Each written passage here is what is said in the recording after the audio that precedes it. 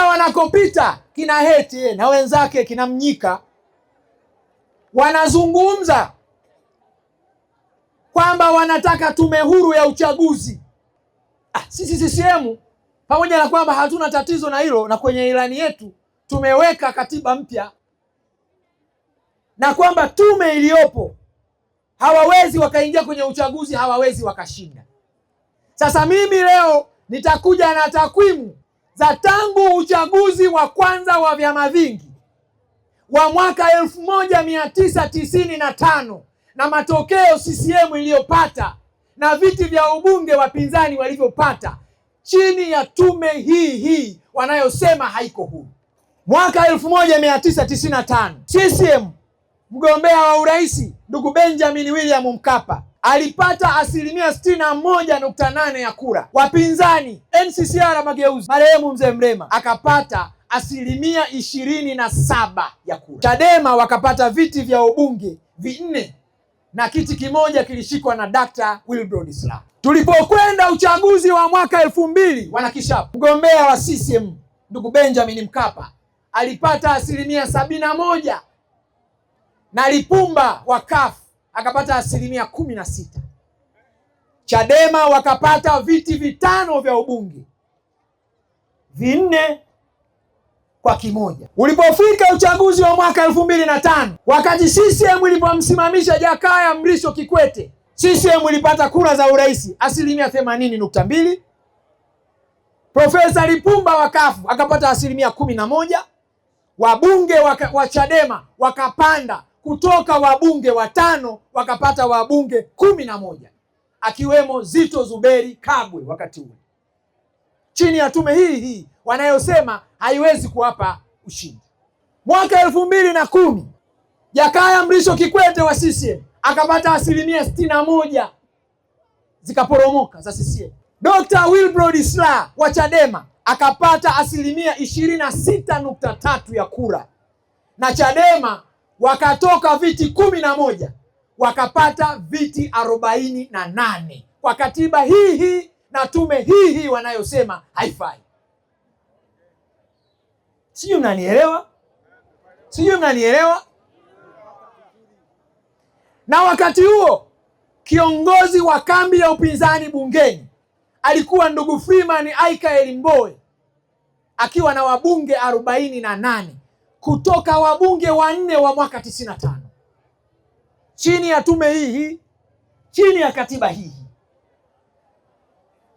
Mwaka 2015 wakati wa hayati JPM, CCM ilipata kura za urais 58.46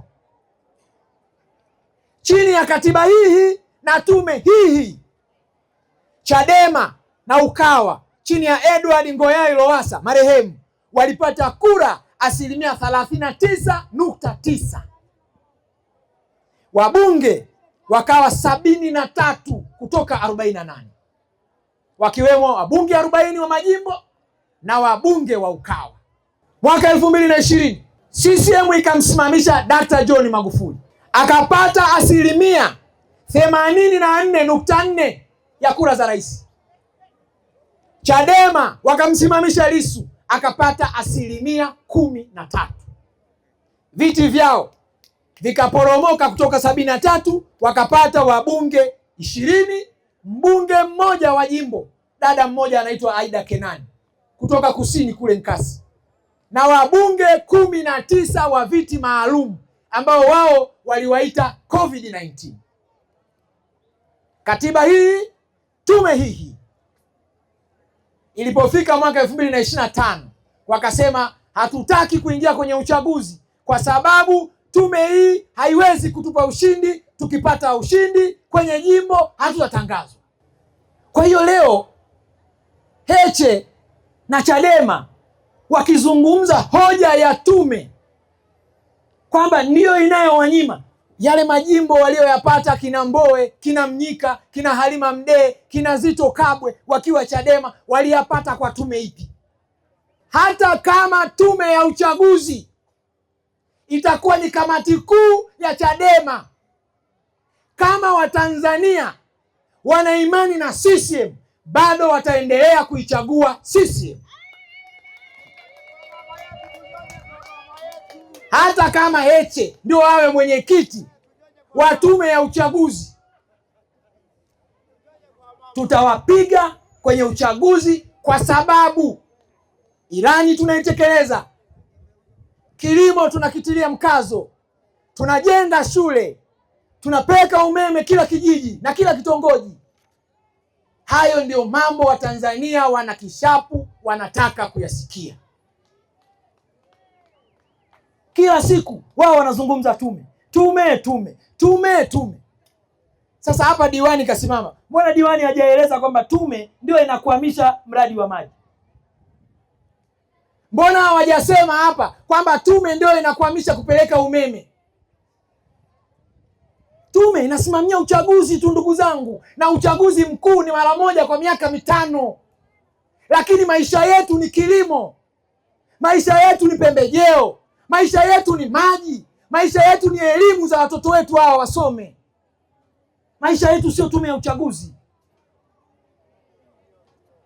Waache kuwapotosha Watanzania.